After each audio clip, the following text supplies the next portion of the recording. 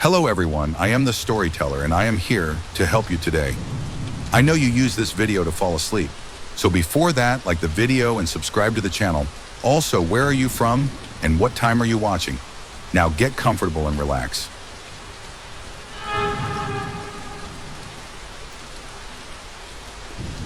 My daughter's teacher has been passing her strange notes. Their meaning was far worse than I could have imagined. You can use the bathroom now, Mr. P. Bewildered, I gawked at the folded over piece of paper sitting amidst a small pile of similar cards. I'd found them in one of my daughter's inner backpack compartments while packing her school lunch. Look, I know what you're thinking. Ooh, Karen here doesn't have any boundaries, right? Well, first of all, my name isn't Karen, it's Margot. And Naomi isn't your garden variety teen preoccupied with obscure vegetable emojis. My daughter is 7 years old. I'd met Mr. P during the numerous interim parent-teacher conferences I'd attended throughout Naomi's first year at primary school, before I had my accident. His real name was Hervé Paquet, but the French roots of his name were promptly trimmed down to Packet among English-speaking children. So he'd started insisting that everyone, even the parents, refer to him as Mr. Mr. P was in his late 30s and renowned within the parent community as an outstanding educator. He'd go out of his way to address any and all concerns expressed during parental meetings, expound the contents of each learning module in great detail, and allocate additional time to reassure us that little Richmond's R's were simply unparalleled despite his left-handedness, and that Fiona was whip smart when it came to first grade mathematics. Needless to say, I was pleased when my daughter returned from her first day of second grade and announced that Mr. P was back. After all, not having to question the quality of my child's education was simply one less thing to check off on my list of parental duties. But now, as my eyes repeatedly scanned the handwritten sentence, I couldn't help feeling that my initial happiness may have been somewhat premature. I picked up and unfolded another white square at random. I will come visit you tonight, Mr. P. I gulped, patchy goose flesh sprouting on the back of my neck. Just like the previous one, this note was in all caps. Clearly the message had been written by an adult intending to be read by a child. With clammy fingers, I fished another card out of the pile. I will come visit you tomorrow morning. And another. I cannot visit you tonight. It's too dangerous. In spite of the stifling disdain I felt in that moment, my eyes welled up with tears. My daughter was obviously a victim of a heinous crime. There had to be at least 24 notes. Cold claws clenched around my heart. Was Naomi meeting Mr. P outside of school? But no, that couldn't be. Julia, our nanny, always saw her right to the gate and picked her up in the afternoon. Unless she was lying and was really out getting railed by some groundskeeper. Or was this all but a part of some twisted game? A class exercise that looked mega incriminating out of context. And what about, Mommy? Naomi's high-pitched voice chimed behind me. Do you have my bag? Am I not going to school today? Julia's waiting in the car. I took a few deep breaths before turning to face her. Never in a million years had I thought I'd have to deal with something like this. But then again, what parent ever does? Right about now, we ought to be arguing about the new Barbie doll that's too expensive. I should be telling her I'm not made of money, or that nail varnish isn't made for little girls, that I don't care if Simone's mom allows it. That, honey, I began, willing myself to retain at least some semblance of parental composure. What? Can you tell me what these are? I gestured at the clump of folded squares strewn across the floor with my chin. Naomi surveyed them earnestly, but I could see my reaction had caught her off guard. They're messages, she mumbled. Mr. P gave them to me. Electricity jolted through my veins as though a part of some repressed eureka effect. I knew it. Although, of course, Naomi hadn't said anything I hadn't already figured out myself. I needed to dig deeper. What should I ask her next? Should I get straight to the point, or should I spend some time analyzing contextual clues? I couldn't ask her what the notes meant because I wasn't at all sure I wanted to know. But then again, how many ways were there really to interpret them? Why was Mr. P monitoring her bathroom use? And when on earth was he? "Are you angry?" she asked, her voice barely a whisper. "Naomi," I started again, my heart thudding in my temples. Do you meet with Mr. P outside of school?" She nodded silently, her green eyes saucers. "Sometimes," she whispered, when we're alone. Paying no heed to the limited coherence of her phrasing, I whipped out my cell phone and dialed the number of Naomi's school principal. A duality of fear and anger surged through me, ravaging my brain to the point where I feared my words wouldn't be able to keep up. Had the circumstances been different, I would have marched straight into the school to confront Hervé Paquet myself.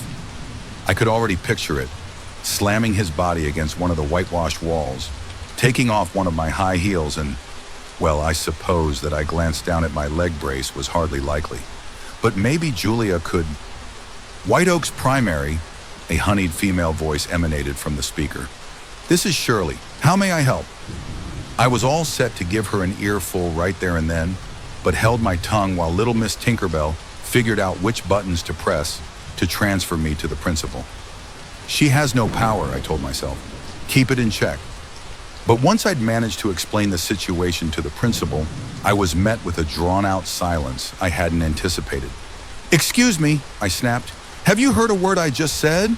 One of your teachers is grooming my daughter." After a few more seconds of deafening silence, the voice spoke. "I hear what you are saying, ma'am, but I am afraid the scenario you are describing is impossible." "What? Mr. P hasn't worked here since the last academic year." I stood transfixed by a scrap of peeling wallpaper next to the window pane, a chill inching its way up my spine. "Mrs. Wallstone?" It appeared to be the principal's turn to check in on my livelihood. Yes, I'm here." I choked, my voice barely louder than a squeak. I'm sorry. There seems to have been some sort of misunderstanding. I am talking about Mr. P. Hervé Paquet. He teaches class 2A? "Mrs. Wallstone." There was a sudden edge to the principal's voice. "We let Hervé Paquet go last June, after some incriminating information came to light. A parent-teacher conference was held about this. I presume you couldn't make it." I gulped. No, I couldn't. What incriminating information?" "Well," he drew in a deep breath, "Hervé Paquet had been stealing school property, financial issues apparently, debt, that sort of thing. You understand. But I assure you, ma'am, the relevant authorities have been informed and Hervé Paquet has since been apprehended by the police." I stared at my daughter, who was standing against the wall, observing my every move. "Naomi," I said, jabbing at the end call button and setting my phone down on the table. Did Mr. P give these messages to you last year?" She looked as though she was struggling to choose between lying and telling the truth. You know that face children make when they know they're doing something wrong, yet the honorable option doesn't seem all too appealing? Well, that's exactly what I was faced with. Where was the instruction manual for these types of situations? What questions was I meant to ask? In what order? Did she have a new teacher? What had she meant then when she said Mr. P's back at the beginning of the year? How was he passing her notes if he wasn't even employed by the school? Had he even been apprehended by the authorities? "Can I have them back now?" Naomi was gazing up at me with a decidedly solemn expression, completely disregarding my question. "They are mine. Mr. P gave them to me, and I need them." I gaped at her. "Of course you cannot have them, Naomi." I probably sounded angrier than I had intended, because her eyes brimmed with tears. "What on earth do you need them for?" She wouldn't answer, instead turning her face towards the window. She seemed genuinely distressed. "I'll just put them here, okay?" I relented, stacking the paper squares on the highest shelf of her cupboard. I figured it'd be a provisional compromise. Until I could get to the bottom of this, we can share. Although I couldn't help questioning why she would need those vile pieces of paper to begin with. As a keepsake? For memories? Since when were 7-year-olds sentimental? I needed answers, and I needed them fast. Well, that evening I got much more than I had bargained for. After I put Naomi to bed for the night and settled down in front of the television to watch reruns of EastEnders, I heard what could only be a child's footsteps running down the hall. "Naomi?" I called out, pressing the pause button on the remote. What are you doing out of bed? Silence. Naomi? Nothing. Grunting, I heaved myself off the couch, balancing on my good leg. With heavy steps, I made my way towards her bedroom, ready to give her a piece of my mind, when something caught my attention. A piece of paper, half obscured by the door to the basement, as though it was undecided whether it was coming or going. My heart hammering in my chest, I leaned down to pick it up. It looked just like... But no, it couldn't be. With trembling fingers, I straightened out the creases of the paper square. My stomach dropped as I read what it said. I cannot visit you tonight. It's too dangerous.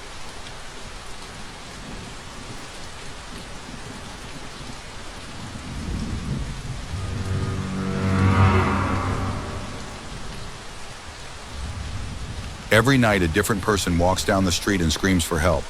We aren't allowed to help them. Looking back, I feel dumb. Completely stupid, actually. I should have known that apartment was far too cheap to be right, even for a studio. I should have known there had to be a catch. The day I moved in was a complete blur. I insisted that no one help me, not wanting to prove any of my family members' suspicions about my character. By late afternoon, all my muscles ached terribly and my head throbbed. I fell back on my bare mattress, staring up at the ceiling fan with glazed over eyes. I pulled the damp strands of hair from my sweaty forehead, wincing in disgust. Someone knocked on my door, causing me to jump. I cursed under my breath, pushing myself up on my elbows. 2 girls were peeking around my door frame. Foolishly, I had left it wide open, forgetting the old college rule. Only leave your door open if you want to make new friends. And I was not in the mood to make new friends. One of them, an Asian girl with choppy black hair, was grinning at me. The other stood a little further back, fingering a box of Marlboro Reds. "Hey," she said, nodding at me. Her voice was smooth and raspy at the same time. "Did you just move in?" I laid back down, rubbing my face with both hands, choosing not to bother with manners. "Yeah, about 5 seconds ago." "Cool." The girls walked in, evidently ignoring my very clear body language. The girl with the black hair ran her fingers along the edge of my desk and then picked up a little ceramic duck from my unpacked box of trinkets. "Grandma," I explained, feeling strangely defensive. "Cute," she replied, holding it up to her face. "Has anyone told you yet?" the other girl asked abruptly, looking around my apartment. She had tucked the cigarettes into the back pocket of her jeans and was now tugging at her long red braids. "Jesus, Gianna, give her a second." "Well, she needs to know." "Yeah, but we haven't even asked her name." I blinked at the 2 strangers incredulously. I hadn't even had time to put toilet paper in my bathroom, and here they were, touching my things and talking about me like I wasn't there. I just wanted to take a nap, honestly. "My name's Arden," I said. The girl with the red braids, Gianna, sat down next to me on my bed. "Did they tell you?" "Tell me what?" "Oh, of course they didn't. The rules." I blinked again, my face blank. I didn't know about any rules besides the typical renting ones. I had signed the lease after, at best, skimming over it. The landlord was a skinny woman who smelled of ashes, and I was fairly certain she had never developed the facial muscles necessary for smiling. I wasn't about to ask her any follow-up questions, especially when the rent was so cheap. The other girl laughed nervously. "Where did you move here from?" I ignored her. "What rules?" Jana got a strange, wicked sort of smile on her face, bouncing a little on my mattress. The other girl sighed loudly. "Something happens here every night," she began, pulling out my rickety office chair and sitting down. "Something weird." "Like what?" I sat up, frowning at her. Finally, my interest was piqued. "Someone walks down the street," Gianna said, her voice reminding me of a camp counselor telling a scary story around the bonfire. "That one, right down there." She pointed at my window. "It's someone different each night. They scream for help for about an hour, but we aren't supposed to help them." I just stared at her. I felt a small chill run up my spine. I didn't know what to make of all this. "It happens at a different time every night," the other one said softly. "We never know when it's coming." "Why?" She shrugged almost sadly. "We don't know why." I scoffed, leaning my elbows against my knees. "I don't believe you." The girl shrugged. You don't have to. You'll see for yourself. The look in her eyes made me want to believe her. She seemed sincere, but I couldn't even begin to fathom what they were saying being true. It was too strange, too outlandish. I knew this wouldn't be the nicest neighborhood, but it couldn't be that bad. It had to be a prank. They had to be hazing me or something. We'll come back later, Gianna said matter-of-factly. We'll show you. Before I could protest, she grabbed the other girl by the wrist, and they were gone. I followed them to the door, watching them march down the hall, talking to each other in hushed voices. I closed my door behind them. That night, as promised, they came back. They came dragging along two boys. One was somewhat muscular, wearing a tight black t-shirt and baggy jeans, and my eyes were instantly drawn to a silver heart-shaped locket around his neck. He smiled at me and introduced himself as Will when he walked in. The other boy was smaller but chubbier and nervous-looking, with a buzz cut and ill-fitting cargo shorts. His name, I was told, was Mateo. The girl named Gianna came in carrying a bottle of wine and that same slightly crumpled box of cigarettes. The other one, the girl I still didn't know the name of, was the only one who looked even somewhat apologetic. They all sat down on my dusty floor, next to the window, and motioned for me to join them. I sat between Will and the nameless girl, unsure whether I should continue feeling violated or if I should just give in to my strange, pushy neighbors. Do you all live in this building? I asked, hesitantly accepting the wine when it was passed to me. Yeah, Will answered with a grin. It seemed half-hearted. This building is where all the young people live. It's where they put us, Gianna cut in, lighting a cigarette. It didn't even occur to me to tell her not to smoke inside. We've all been sorted out. Forgive her, she's a bit of a conspiracy theorist. It's not a theory, she snapped, glaring at him. Look at the other ones, next door, the middle-agers. People with kids, but no grandkids. Across the street, old people. Not a single 20-something in that entire building. May, tell him. So her name was May. I looked her over, admiring her smoky eye makeup and how she'd tied her hair up. Long strands poking out like exploding fireworks. Stop it, May muttered, reaching for the wine bottle. You'll scare her. I'm not scared. She just shrugged at me, as if she didn't believe me. We passed the bottle around and then around again. I listened to them bicker and laugh. It was clear they'd all been friends for a while, and I felt a little bit like I was intruding, even though they were in my apartment. Will asked me if I had gone to college, and I told him I did, but I dropped out. They all nodded sympathetically, which made me feel stupid. By midnight, I was a little bit buzzed, and my guard was beginning to fall. I had to admit, it felt good to have friends. I had already mentally resigned myself to a life of solitude, at least for a while, but it seemed that might not actually have to be my fate. I laughed at Mateo and Gianna's drunken argument, passing a cigarette back and forth with May, blowing the smoke out of my open window. I had almost completely forgotten why they were all over when it happened. All at once, a blaring alarm came from each of our phones, like an Amber Alert. I could hear the sound echo throughout the neighborhood, like an entire chorus of hundreds of phones going off, not just ours. I nearly leapt out of my skin. Not even Gianna laughed. All of them went quiet, and they looked at me as I took it out, frowning at the screen. Do not interfere. It's coming, Will whispered. He had changed, his eyes almost glassy and his voice soft and shaky. Mateo squeezed his shoulder. I looked at May. Her eyebrows were cinched together in concern, and she was stubbing out our cigarette against the windowsill, shrinking away. There it was again, that chill. It crept up my back, spreading along my scalp and making me shiver. Something felt deeply, deeply wrong. The others were quiet now, staring silently at the window I was sitting up against. The air felt somehow warmer, like it was buzzing with something. Or maybe I was just sweating. We sat there unmoving for what felt like half an hour. Right as I was getting tempted to ask what was going on, I heard it. It was far away and faint, but I still heard it. A cry. It continued as it got gradually closer. Louder. More desperate. Help! Please, my God, someone help me! Slowly, I leaned out the window. I had to see it with my eyes, had to confirm there was actually someone out there, like they had said there would be. My new apartment was on the fourth floor, so it was hard to see who was down on the street without squinting. In the flickering streetlights, I could make out the outline of an elderly man. He was hunched over, wandering aimlessly from door to door, wearing only what looked like a hospital gown to cover his pale, broken body. Behind him trailed a path of dripping blood, although I couldn't see where it was coming from. "Please, I'm hurt." I looked back at the others, my mouth hanging open. "What is this?" I demanded loudly. "What the hell is this?" May touched my arm, trying to calm me down.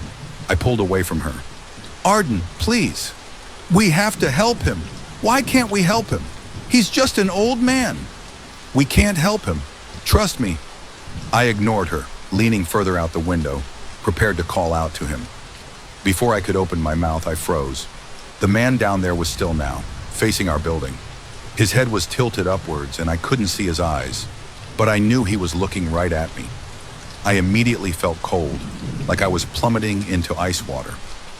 "Help me," he whimpered into the silent night air, his voice barely audible. Then he began to scream. That scream wasn't human, or at least not any human I had ever met. It was desperate, agonized. It made my stomach turn and my eyes prick with tears. I couldn't look away. The blood was coming from his arms, or I should say, his lack of arms. Where his arms should have been, there were only bloody, mangled stumps. They looked fresh. He didn't move other than a shaky sway, and his eyes didn't leave me. His shriek slowly molded into words that I could just barely understand. "Please, please, please, please." May yanked me backwards, away from the window. I landed on my ass and yelped in pain and horror. "What is that thing?" I whispered. I didn't mean to whisper, but that was all that came out. "We don't know," May replied, her eyes trained on Will, who was crying now. Mateo held on to him like he might topple over. "We just know to follow the rules." "What happens if you don't follow the rules?" I asked, and immediately regretted it. Will sobbed softly. Outside, the old man wailed.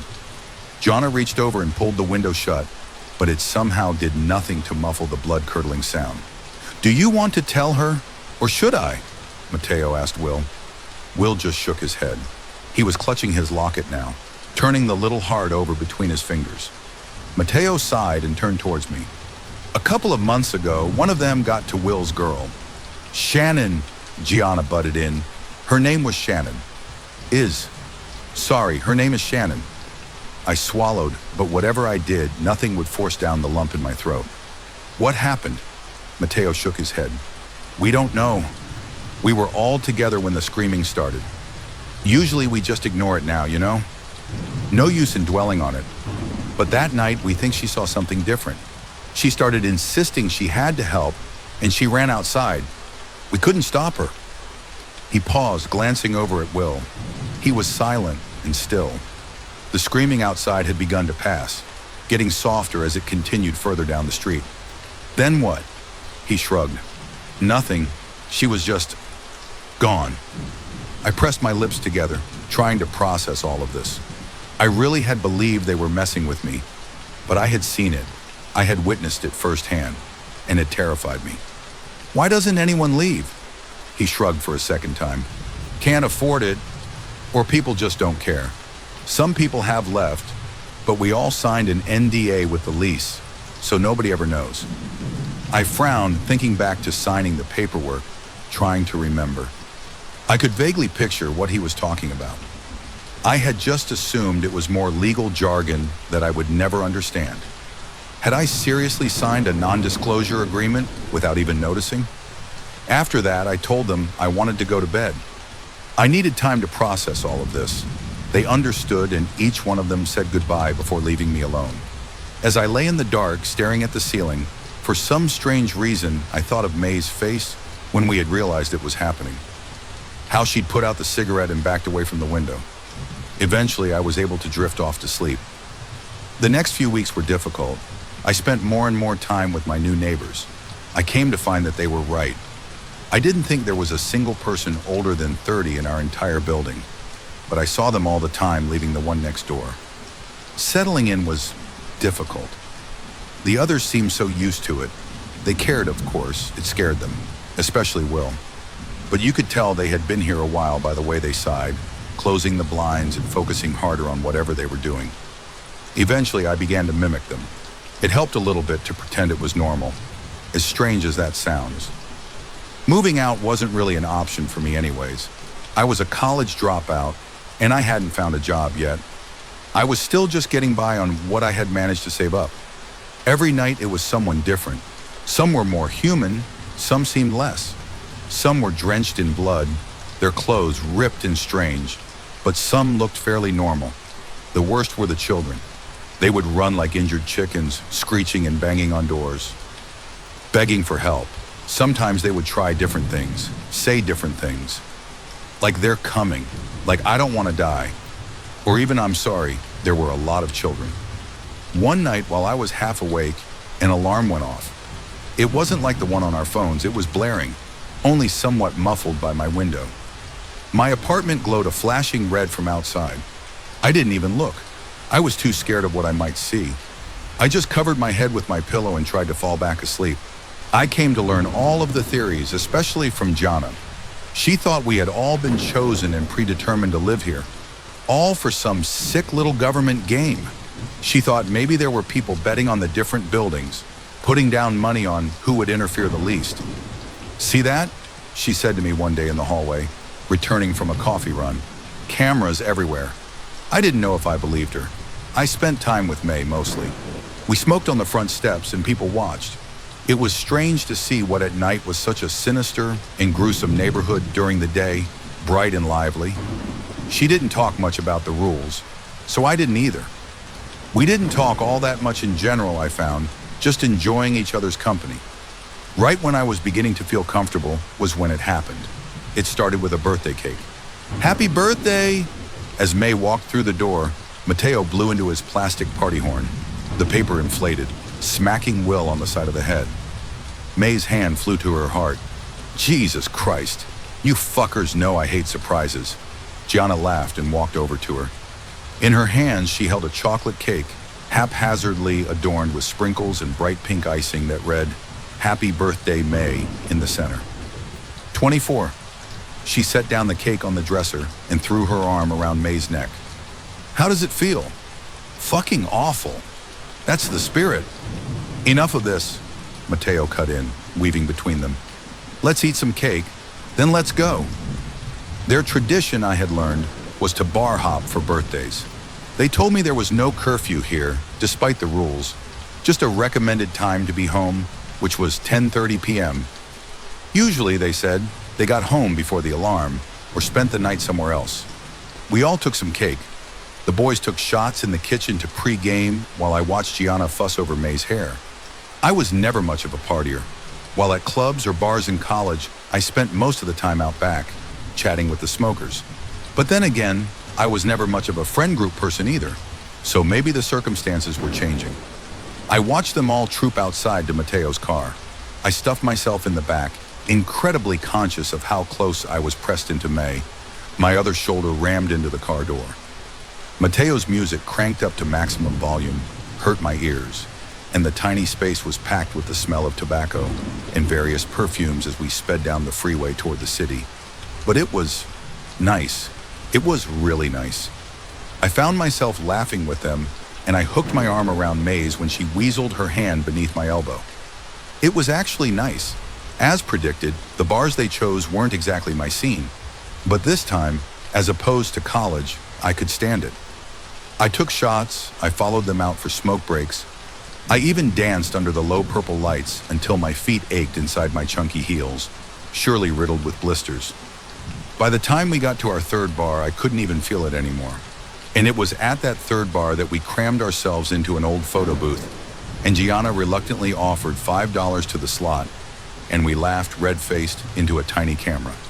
After the photos spit out into the compartment, the others slid through the red curtains, but before I could follow, May grabbed my wrist. She held me back, sliding her long baby blue nails up my wrist. I shivered. "You never gave me a birthday present," she whispered, and I could feel her breath on my face. If I was wearing my glasses, they would have been fogging up. "Yeah, well, I didn't get to finish my quip before she kissed me. It was nice, and then it wasn't. "Hey," Will called out to me, squeezing through a crowd of men wearing tattered leather jackets to get to me. "Arden, where's everybody else?" I blinked, looking around. I could have sworn they had been right there a second ago, but now none of them were anywhere to be found. I shrugged. "Dunno. Why, what's up?" He finally broke free from the swaying mass, and I got a better look at him.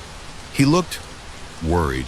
His face was flushed, and I could see a few drops of sweat creeping out from his hairline. He took his phone out of his pocket and held it out to me. First, I saw his home screen.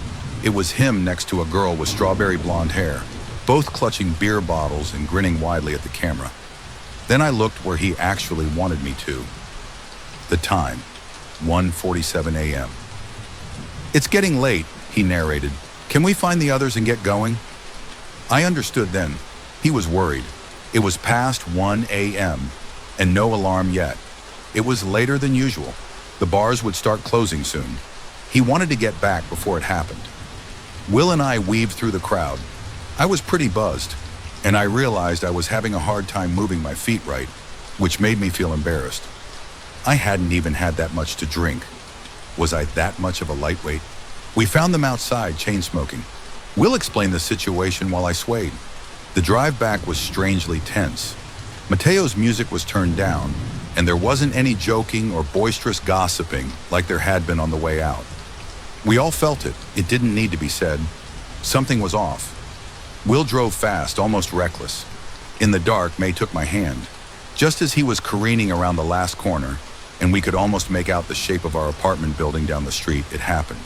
All of our phones went off at once. Gianna let out a small shriek from the other side of the back seat. "Do not interfere." Mateo turned back towards us, pressing his finger to his lips. Had this ever happened before? By their reactions, I didn't think so. It was different when it came when I was in my bedroom, when I could just shut the curtains and put my headphones on.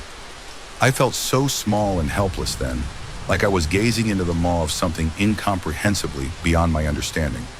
I felt like we were all flies, and this neighborhood right now was the spider's web. Will drove slowly now, maybe 5 miles an hour. We were all still. We were all silent. Not even a stray breath cut through the quiet. Underneath the glowing streetlights, I could make out the side of Will's face. He was pale, and if I hadn't seen his knees shifting as he pressed down on the brakes, I could have mistaken him for a mannequin. The car came to a stop. I followed his gaze all the way down the street to the dark horizon, and I saw what he saw, a silhouette. It was far too distant to make out what shape it took, but it was evidently humanoid. It moved in a shaky stumble, limping down the middle of the road in our direction. And in the overwhelming silence, I could hear it, far away but still deeply urgent. "Help me! Will!" Gianna hissed. "Turn the car around!" Will didn't move. He just stared forward, as white as paper. It didn't make any logical sense, but I knew what he knew. It was too late now. There was no use. "Help me! Please help!" I could tell now that it was a girl from its voice and its figure as it got closer. It was wearing some sort of white nightgown, not unlike the old man's hospital attire from that first night, stained with dark red blood. From here, I couldn't tell if it was fresh or dry.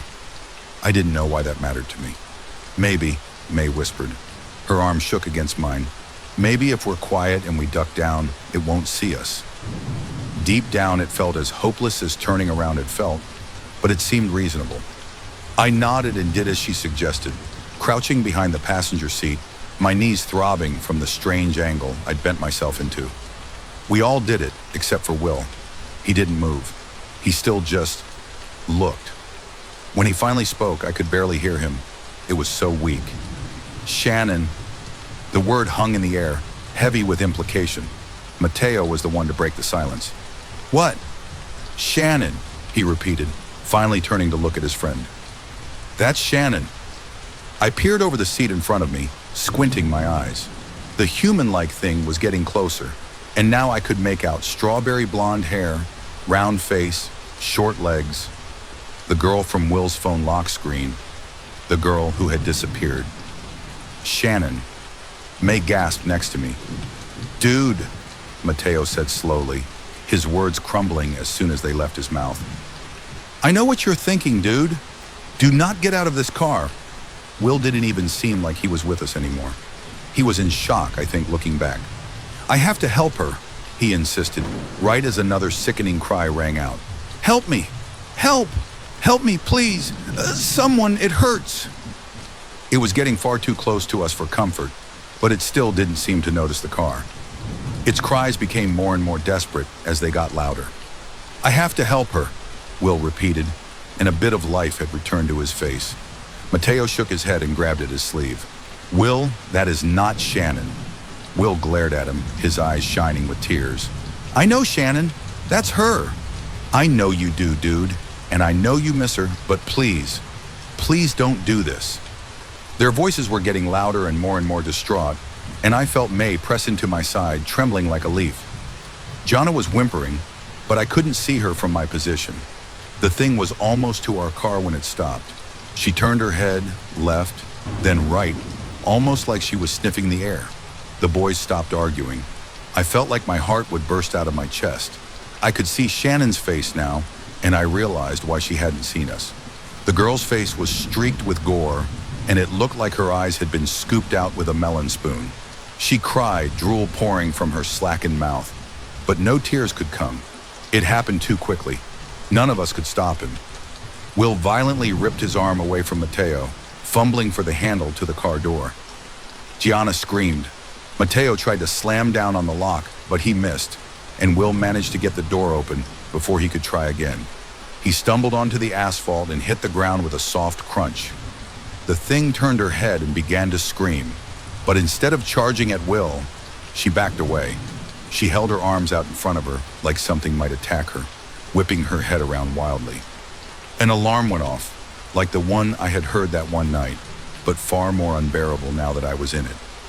The streetlights lining either side of the street switched to a flashing red, and Mateo threw himself into the driver's seat, the tires screeching as he peeled away.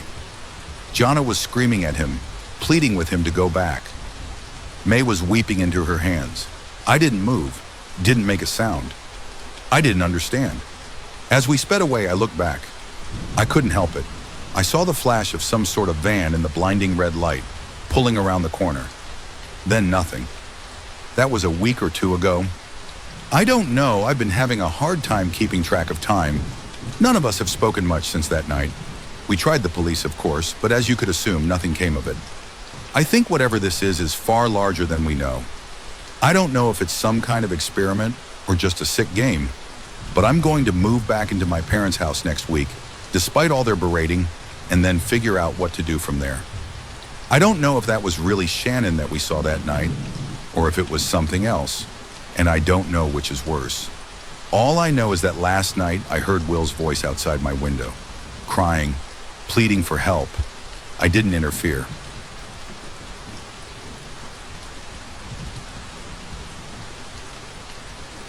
Thanks for watching today's Two Scary Stories. If you have a horror, mystery, or haunting story you'd like to share, send it to us at Urban America Horror or email. And don't forget to subscribe and turn on notifications so you never miss a new episode when we upload it. We'll always be here waiting for your next scary story.